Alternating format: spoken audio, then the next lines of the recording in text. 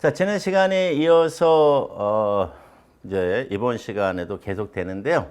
내가 조금 여러분들에게 미안하다고 얘기를 해야 될 것 같아요. 그 이유는 뭐냐면 여러분들에게 기본 컨셉을 잡아주려고 하는 게 내 욕심이 너무 컸나 봐요. 그래서 사실은 1시간 정도의 컨셉을 잡아줘야 되는 파트인데 그래도 여러분들이 어떤 공부를 할 때, 이게 어느 부분에 대한 얘기고, 이게 어느 부분에 대한 얘기다, 이거를 알고 하는 게 모르고, 장님 코끼리 만지듯이 하는 것보다 낫다 싶어가지고 하다 보니까 조금 예상보다 시간이 많이 길어지는 상황이 됐는데요. 그러다 보니까 조금 하나 또 발견한 게 하나가 있어요. 뭐가 있냐면, 그냥 아까는 이게 쭉 나가다 이렇게 봤는데, 이쪽에 5번에 보게 되면 특성 중에서 교류 계통보다는 차단 용량이 좀 더 커요. 그건 뭐냐면 교류 계통은 라인이 이렇게 있을 때 이제 전압이 이렇게 있다고 치고요. 그 다음에 전류 파형도 위상을 가지니까 차이가 있겠죠. 이때 그 전류 0점이에요. 전류가 0이 되는 점이죠. 이 점에서 차단을 해요. 예. 차단 시점이. 이제 일반적으로 이제 전압 차단 방식이 있고 전류 차단 방식인데 그런 것까지 따지지 말고 우리가 시험을 보는 개념으로만 보는 거거든요. 또 혹시 보시는 분들 중에서 그럼 뭐 전압 차단 방식도 있는데 왜 그건 다르지 않느냐 뭐 이렇게 얘기하면 돼. 그건 좀 저의 입장, 저는 여기 산업기사와 기사 시험 보는 사람들의 기준을 한 거니까 양해해 주시고요. 근데 교류 방식은 알다시피 이 굴곡이 없어요. 예. 직류는 잠깐만 헷갈리네요. 직류는 이렇게 가요. 하다 보니까 어느 점에서 자르든 제로가 되는지 전류가 0이 되는 0점이 없거든요. 그러다 보니까 잘라야 된다. 그러면 이만큼을 잘라줘야 돼요. 그래서 이만큼을 잘라줘야 되기 때문에 교류 차단기에 비해서 직류 차단기는 차단해야 되는 양이 있기 때문에 차단 능력이 더 강하고 차단기의 그 덩치, 즉 차단 용량이 더 커지는 그러한 특성이 있는데 제가 그냥 빨리 가다 보니까 놓친 것 같아요. 그래서 그거를 제가 정리했고요. 그 다음에 이제 송전전압이라는 개념이 나왔어요. 지금 이제 하고자 하는 말의 의미는 어디 부분을 말하는 거냐 하는 거예요. 네. 자, 그 부분에 대한 이야기를 좀 설명을 드릴게요. 자. 지금 우리가 앞전 시간에 얘기했듯이 요 라인 전압, 현재 우리나라의 송전 전압을 쭉 정리를 해서 보면은요, 물론 여러 가지가 있어요. 이제 뒤에 나오니까 제가 이제 그건 문제풀이 할 때 이제 나오니까 그래서 설명을 다시 드리겠지만 현재 우리나라의 송전 전압 이러면은 가장 대표적인 전압이 세 가지가 있는데 154 그다음에 345 765 요 세 가지의 전압이 가장 대표적이다. 그런 이야기예요. 그럼 내가 말하고자 하는 요지는 뭐냐면 아주 귀찮단 말이죠. 외우려니까. 그냥 차라리 제가 만약에 전압을 결정할 수 있는 결정권자다라고 하면 그냥 순서대로 1, 2, 3, 4, 5, 6, 7, 8, 9 이렇게 지을 수도 있다 하는 이야기죠. 근데 그렇게 지으면 안 된다는 거예요. 그렇게 지으면 안 된다는 거죠. 다 이거를 갖다가 근거를 가지고 지어야 된다라는 거예요. 그래서 이 전압은 그냥 송전 전압이라고 하지 않고요. 다 왜 이 숫자가 나왔는가? 다 바로 경제성을 고려하기 때문에 나오는 거다라는 거예요. 그래서 바로 이 앞에다가 경제적이라는 표현을 쓰는 거다. 그런 이야기죠. 그러면 이 경제적 송전 전압을 결정하는 데 관여하신 분이 누구냐 하면 알프레드 스틸이라고 하는 사람이에요. 경제학자입니다. 예. 이 알프레드 스틸이란 사람이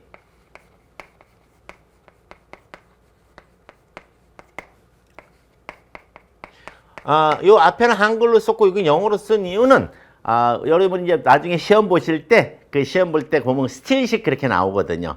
그 스틸식 할 때 영어로 나와요. 한글로 스틸이라고 안 하고. 그래서 제가 써드린 건데 이 알프레드 스틸이라는 사람이 이 식을 만들었어요. 미리 좀 써놓을까요? 어떻게 돼 있냐 하면은 5.5 루트 0.6L 플러스 100분의 P라는 이런 공식을 이 양반이 만들었어요. 그래서 일명 스틸식이다 라는 거예요. 스틸식이다. 그 어떻게 만들었느냐 하는 거죠. 어떻게 만들었느냐.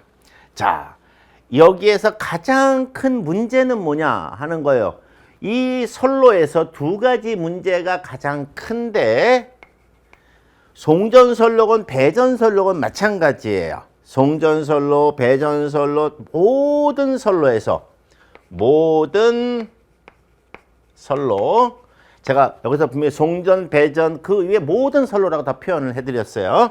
모든 선로에서 가장 큰 문제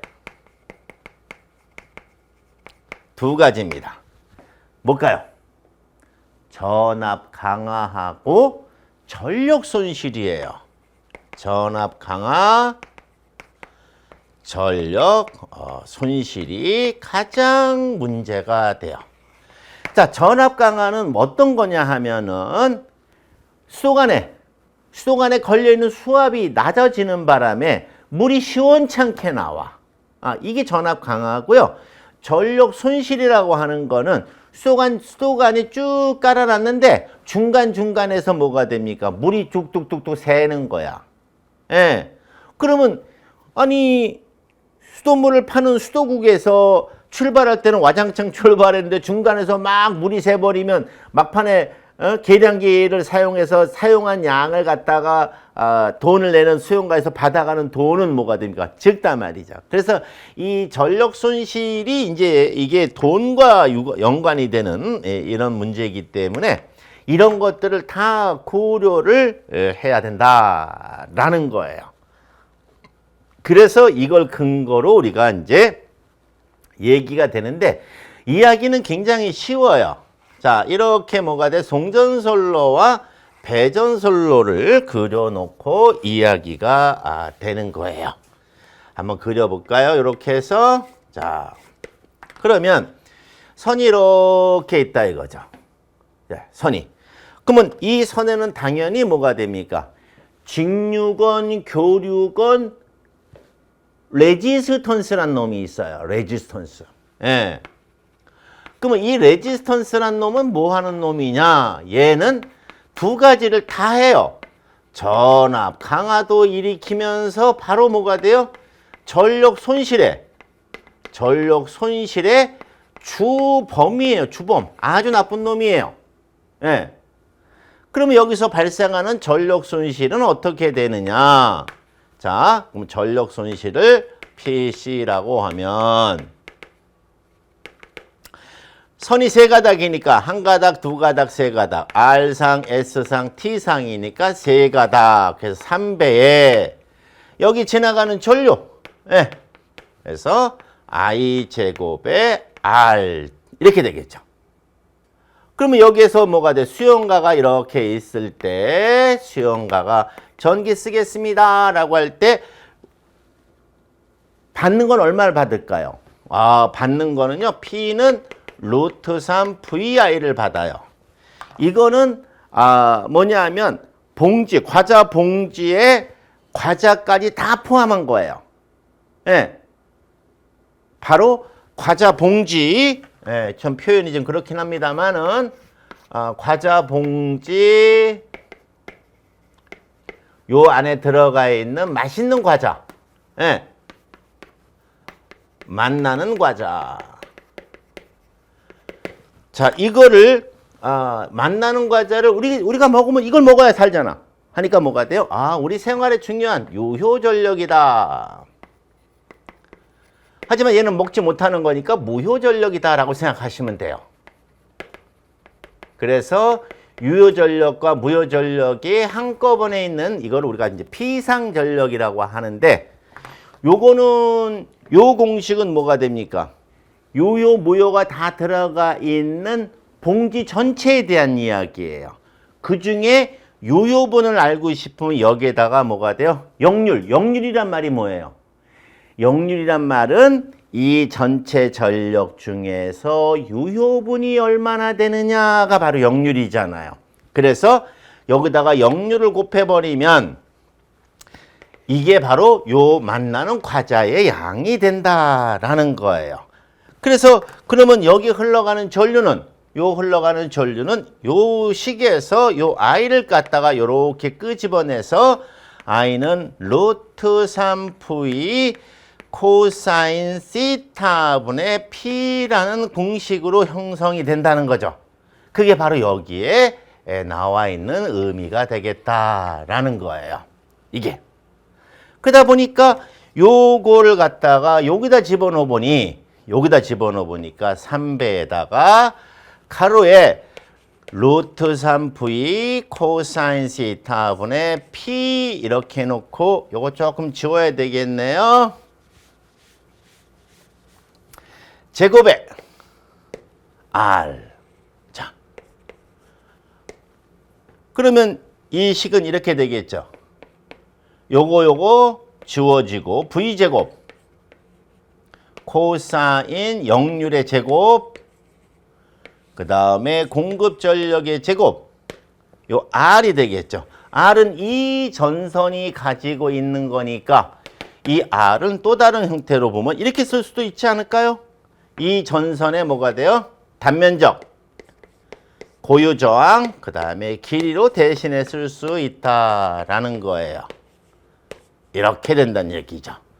그래서 전력 손실의 공식이 이런 형태의 공식이 나오는데 굉장히 중요한 거예요. 그래서 제가 여러분에게 이거를 이렇게 하나하나 차근차근 해드리는 거니까 이거 꼭 알아두셔야 돼요.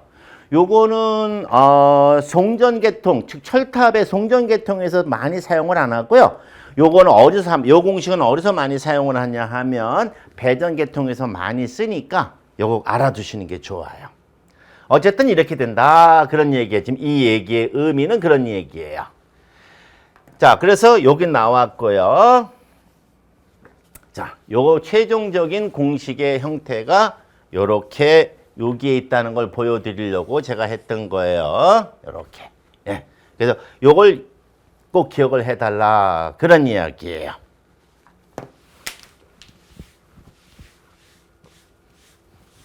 자, 그러다 보니까 우리는 여기서 한 가지를 알아낸 게 된 게 있어요. 뭐가 있냐 하면, 이런 얘기네요. 전력 손실이 전압의 제곱에 반비례한다는 거예요. 그렇다면 V제곱에 반비례한다.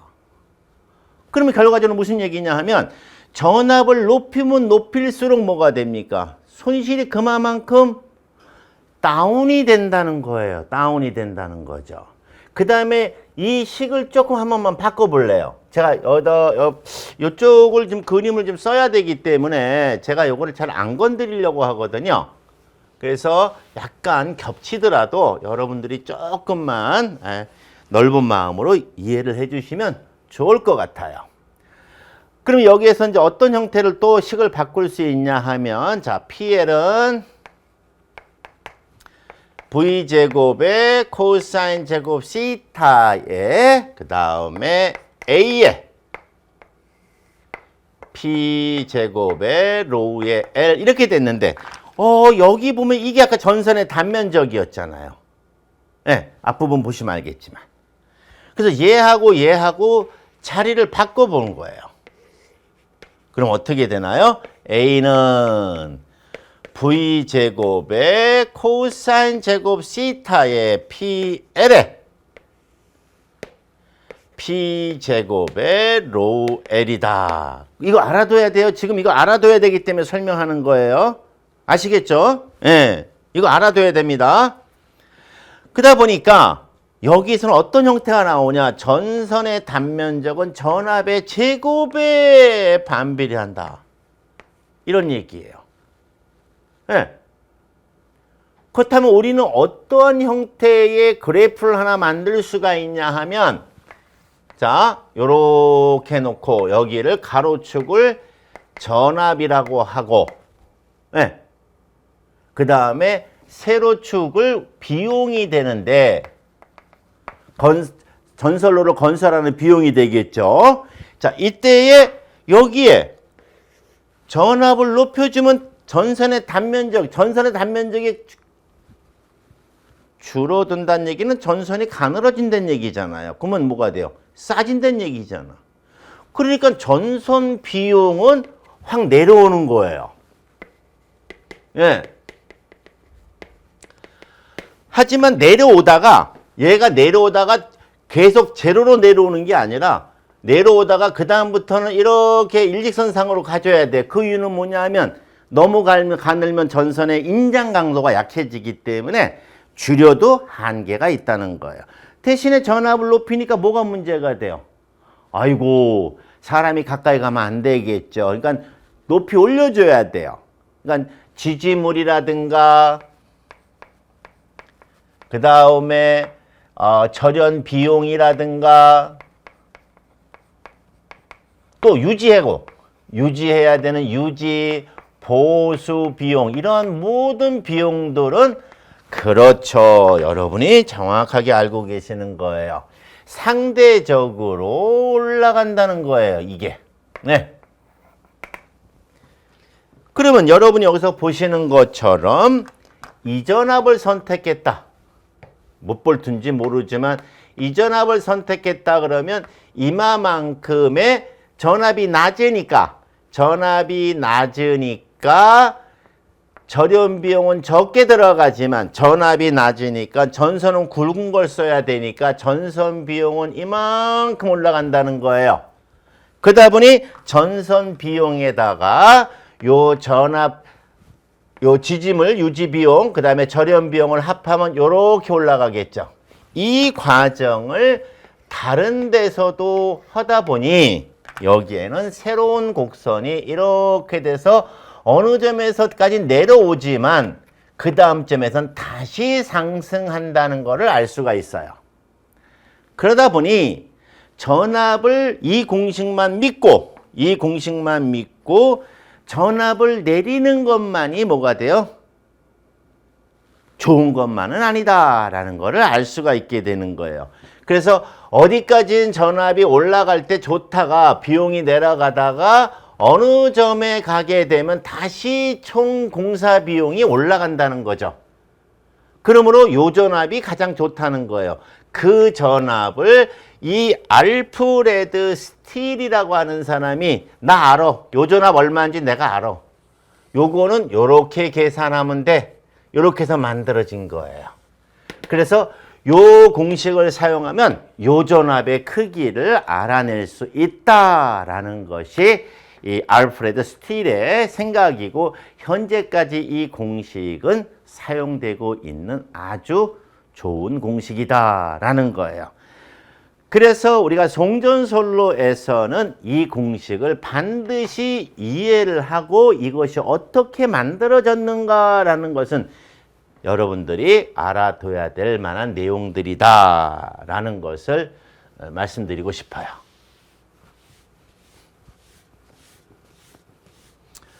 자, 그래서 여기 나와 있는 대로 위식을 통해서 전력 손실, 전압의 반비례 이런 얘기들은 읽어보시면 충분히 이해가 될 거예요, 이제는요. 자, 그 다음에 승합에 대한 이야기도 나와 있는데 뭐 여기 똑같이 마찬가지죠. 승합이라는 건 전압을 높인다는 거니까 여기 지금 제가 설명한 내용 충분히 알 수 있고요. 특히나 여기서 말하는 건 기기의 절연 내력, 이걸 빌이라고 그래요. 빌. Basic Impulse Insulation Level 그래가지고 빌이라고 하는데 그 빌의 전압이 높아지기 때문에 절연 비용이 많이 들어간다라는 거고요. 빌은 제가 왜 안 써드리냐 하면 이건 1차 시험 대비용이에요. 굳이 1차 시험에 나오지 않는 거를 갖다가 여러분에게 설명할 필요는 없다. 2차 시험에 가면 또 제가 자세하게 하나하나 설명을 해드릴 거예요. 그래서 경제적인 측면을 고려해야 된다. 자, 무조건 전압을 높인다고 좋은 게 아니다. 전압을 높이면 전선은 내려가지만 전선 비용은 내려갈 수 있지만 반대급부적으로 올라가는 비용들이 있다라는 것이죠. 자, 그래서 이러한 형태들의 의미가 쭉 있는 것이죠. 전선의 굵기가 가늘어져, 얇아져, 가늘어져 이렇게 되면 절연 비용이 올라가게 되고 전압이 높으니까 철탑이 높이 올라가야 되니까 지표면과 예격거리가 되기 때문에 큰 높이의 철탑 이런 형태의 얘기가 되는 거죠. 그로 인한 유지 보수 비용도 높아간다. 그래서 이 그림의 의미가 이렇게 만들어진 거다라는 거예요. 이것만 보시면 무슨 뜻인지 모를 것 같아서 제가 여러분들에게 그래프가 어떻게 나온 것이다 라는 거를 보여드리기 위해서 설명을 한 것이니까 여기에 굉장히 중요한 뭐 믿거나 말거나 하지만 여기 굉장히 중요한 아까 공식이 있었죠? 그거 꼭 기억하라 라고 얘기를 했어요. 자, 그래서 뭐 유지 보수 비용 이렇게 되고요. 예. 여기는 지금 유지 보수 비용을 해놓고 전력 손실인데 사실은 이제 전력 손실은 줄지만 요 표현은 조금 약간 다르네요. 운영시 유지 보수 비용은 이제 철탑이라든가 애자 이런 것들 이제 오래되면 이제 교체를 해야 되는 그런 파트니까 그렇게 이해하시고 요거는 신경 안 쓰셔도 될 것 같아요. 자, 그래서 알프레드 스틸식이 나왔죠. 자, 알프레드 스틸식 바로 이런 형태가 되는데 여기서 또 하나의 중요 포인트가 하나가 있어요. 예. 뭐냐 하면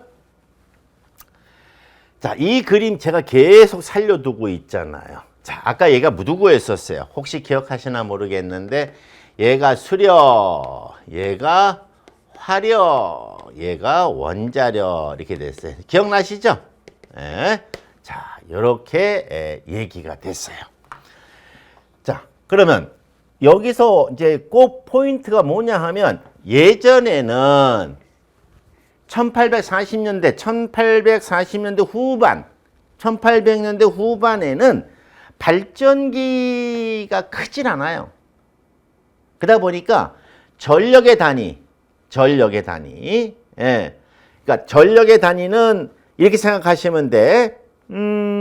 어느 시점에 어느 한 순간에 얼마만큼의 크기가 이동하느냐 그 크기를 말하는 거거든요. 또 내가 이제 뒤에 설명을 또 드릴게. 근데 전력의 그 크기가 크지 않았어요. 그러니까 예를 들어서 예전에는 도로가 2차선밖에 안 됐는데 요즘은 막 8차선 막 이렇잖아요.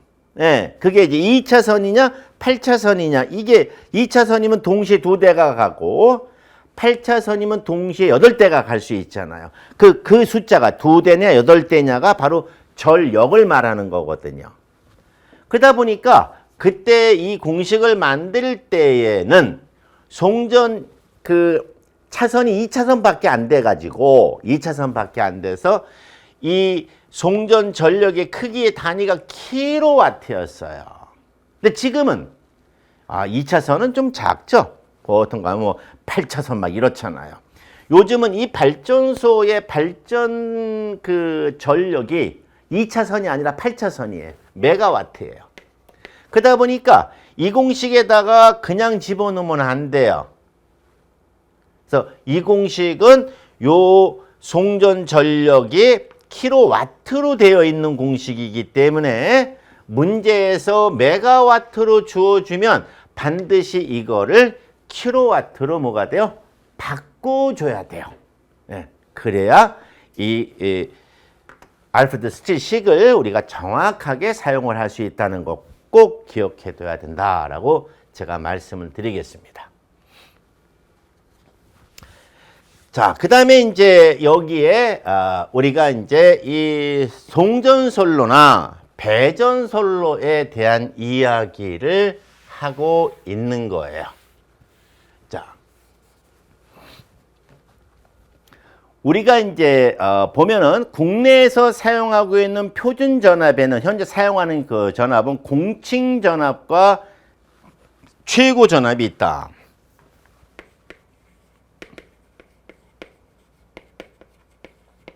자, 공칭전압은 그냥 머릿속으로 이렇게 생각하시면 어떨까?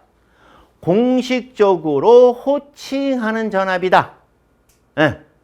이 선로는 154 선로다. 아, 쟤 뭐야? 쟤 345야. 하는 공식적으로 호칭하는 전압이 되겠습니다. 그래서 공칭전압은 바로 수전단 전압이에요. 예. 이걸 기억을 하셔야 돼. 그런데 아까 제가 설명드렸지. 여기 한번 다시 같이 읽어볼까요? 모든 선로에는 선로에서 가장 큰 문제 뭐예요? 전압 강화하고 전력 손실이에요. 즉 여기에서는 뭐가 발생한다는 거예요? 전압 강화가 발생한다는 거예요. 그러면 전압 강화가 발생을 하게 돼버리면은 여기 전압은 여기 전압하고 다르다는 거죠. 출발점 전압을 말하는 거죠. 바로 송전단 전압이죠. 전압이 다르죠. 전압 강화가 발생했으니까. 송전단 전압인데요. 이 송전단 전압도 그러면 선로의 길이가 길수록 전압 강화가 많이 발생하니까 송전단 전압이 무한정으로 올라간다? 아니죠. 올라가도 더 이상 올라가면 안 돼요. 예. 올라가도 여기 한계점까지만 올라가야 된다라는 거예요. 그 한계점까지 올라가야 되는 전압을 그 계통의 최고 전압이다라고 이야기를 하는 거예요. 그래서 우리가 공칭 전압과 계통 최고 전압을 꼭 알아둬야 돼요. 이거는 공식이 있어요. 제가 공식 머릿속에도 갖고 있고요. 하지만 안 써요. 아까 얘기했었죠. 1차 시험에 필요가 없기 때문이다. 하지만 송전단 전압이 마냥 올라가면 안 되고 어느 한계점에서는 더 이상 올라가면 안 된다. 그 전압이 그 계통의 최고 전압이다라는 것을 우리가 아시면 돼요. 자, 그래서 이제 공칭 전압, 그 다음에 최고 전압 이렇게 얘기를 한 것이 위치가 어디냐 하는 거를 제가 설명드렸으니까 아시고 밑에 거는 뭐 신경 안 쓰셔도 됩니다.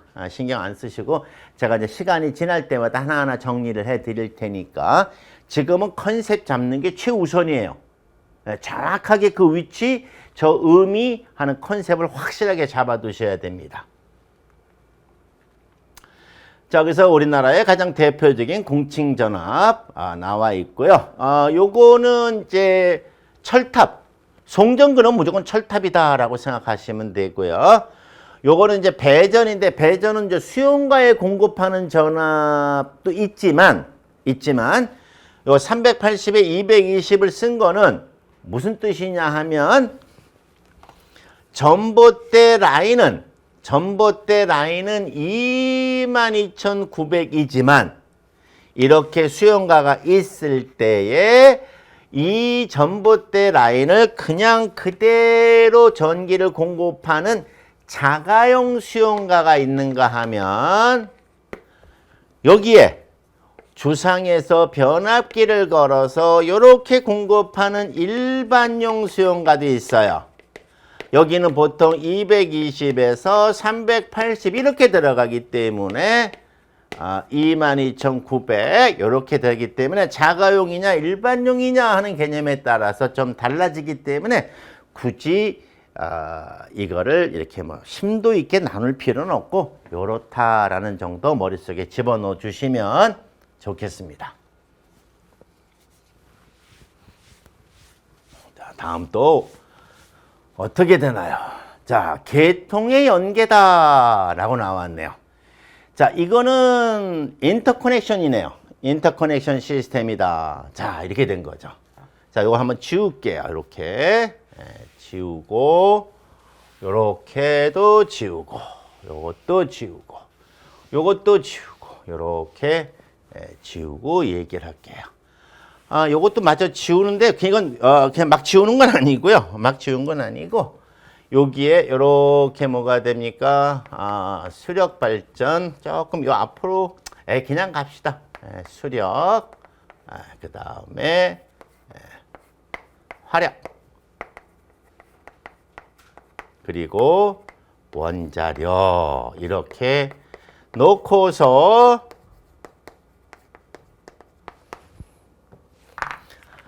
요 라인에 요렇게만 공급이 돼 버리면 수력으로만 계속 공급을 받기 때문에 독립 방식이 되겠죠.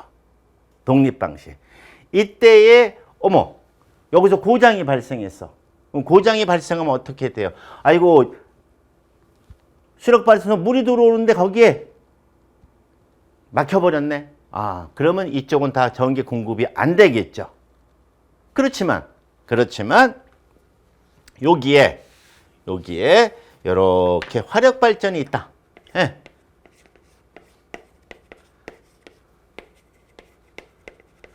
이렇게 있어가지고 요 라인에 여기다가 개폐소를 하나 설치를 해서 이렇게 연결해 놓으면 상황에 따라서 얘가 들어가면 이렇게도 공급이 가능하고 이렇게도 공급이 가능하고 둘 다 공급이 가능하고 어쩌면 얘도 또 가능할 수 있겠네요. 그렇죠. 이렇게 여기 직접 그릴게요.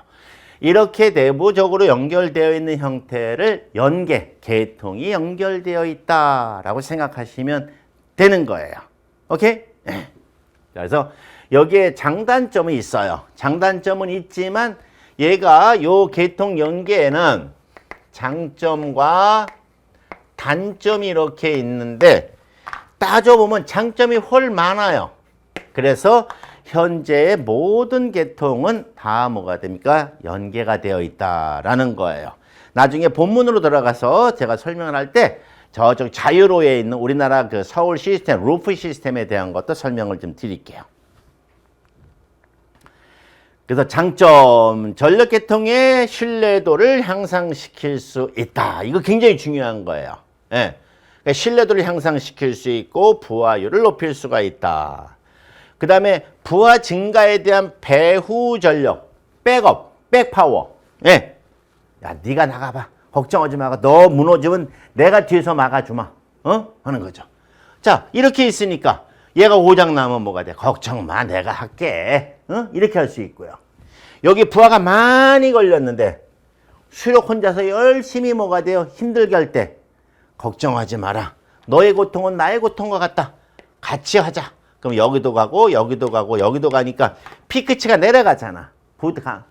피크치가 내려가 버리니까 부하율이 뭐가 됩니까? 높아진다. 즉 설명하기가 뭐한데 수력 하나만 담당했다. 그러면 이렇게 할 거를 이걸 갖다가 뭐가 됩니까? 화력과 원자력이 나눠 갖는다.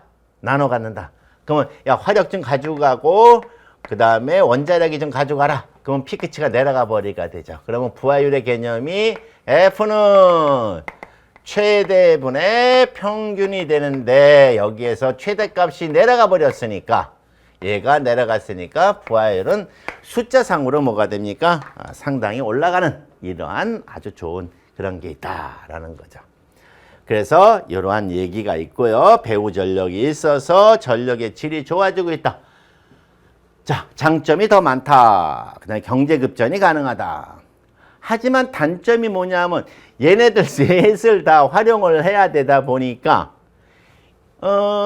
이 그 컨트롤 시스템이 좀 복잡하죠. 복잡하고 파급 효과가 커. 파급 효과가.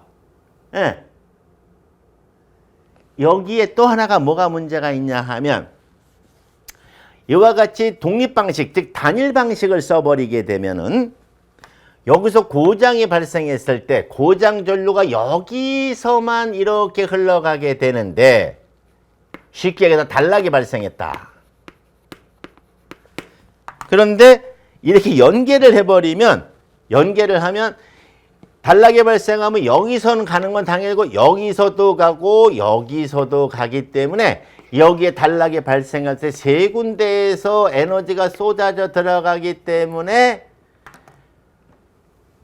고장 전류가 커져서 차단기 용량이 매우 커지는 그러한 단점이 있지만 이 인터커넥션, 즉 연계, 계통을 서로 같이 힘을 합하자. 이 연계 계통은 장점이 단점보다 많기 때문에 우리가 현재 모든 전력 계통은 이렇게 사용하고 있다라고 생각하시면 되겠습니다.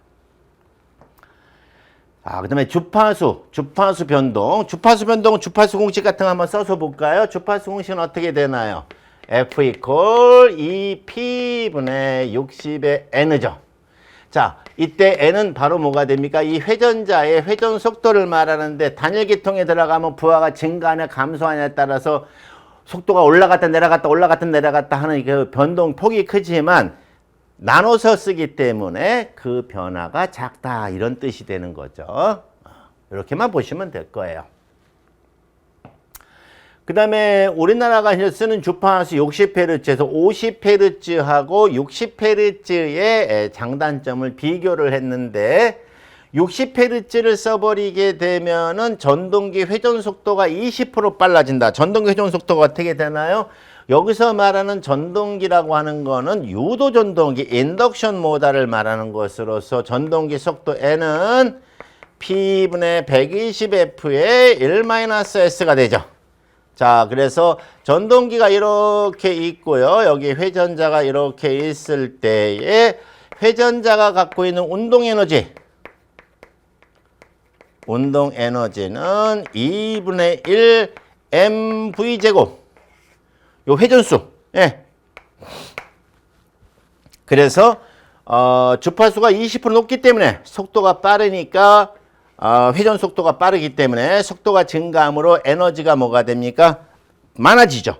그러므로 상대적으로 회전자의 무게를 줄여도 뭐가 됩니까? 충분한 에너지를 얻어낼 수가 있다. 그러다 보니까 회전자가 줄었으니까 어떻게 돼요? 회전자 무게를 줄인 건 회전자가 작아진다는 얘기잖아. 그럼 전체적으로 뭐가 돼요? 작아진다는 얘기죠. 그래서 기기의 크기가 작아진다. 이제 이런 표현으로 얘기가 된 것이다. 라는 겁니다.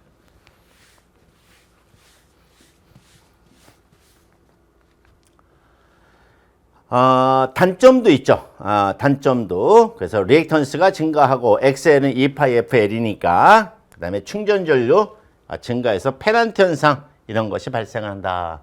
그러니까 50Hz에서는 발생하지 않는데 60Hz에서 발생한다. 그게 아니라 상대적으로 50Hz에 비해서 많이 발생한다. 쉽게 발생할 수 있는 조건이 성립이 된다. 이런 뜻이 되는 겁니다. 자, 이와 같이 해서 이것이 바로 뭐가 됩니까? 전력 계통을 이해하는데 가장 중요한 맨 첫 걸음이 되겠습니다. 바로 컨셉의 개념이죠. 다시 한번 말씀드리는데 여러분들이 이제 전력 계통에 이제 들어가게 되면 이제 뭐 전솔로 들어가야 되고 선로 정수 들어가야 되고 송전 특성 들어가야 되고 이런 것들이 있거든요.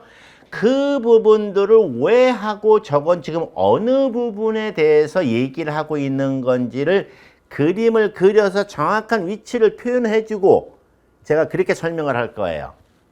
그러니 부탁이니까 요 2시간에 걸쳐서 잡은 이 컨셉을 두 번만 곱씹어서 여러분 마음속에 집어넣고 다음 강의에 함께 참여하시면 많은 도움이 될 거라고 저는 과감하게 얘기할 수가 있겠습니다.